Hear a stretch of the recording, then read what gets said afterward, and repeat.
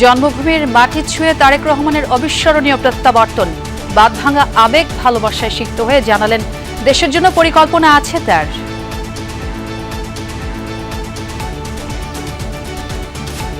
I have a plan for the people of my country, for my country.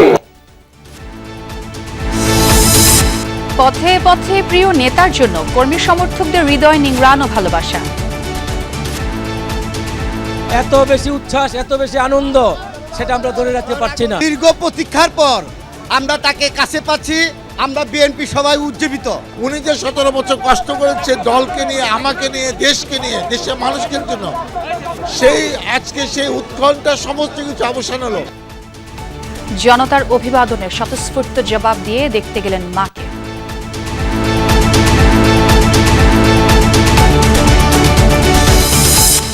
গণতন্ত্রের নিয়ামক হবে তারেক রহমানের ফেরা, গতি পাবে ন্যায়ভিত্তিক রাষ্ট্র প্রতিষ্ঠার স্বপ্ন, বিশ্বাস বিএনপির জ্যেষ্ঠ নেতাদের।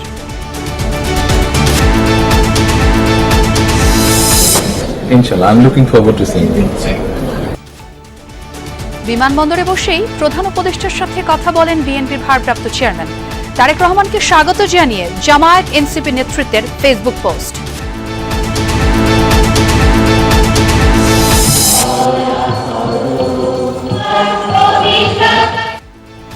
উৎসবের আমেজে বড় দিন উদযাপন করছেন খ্রিস্ট ধর্মাবলম্বীরা। গির্জায় গির্জায় বিশ্ব শান্তির জন্য প্রার্থনা।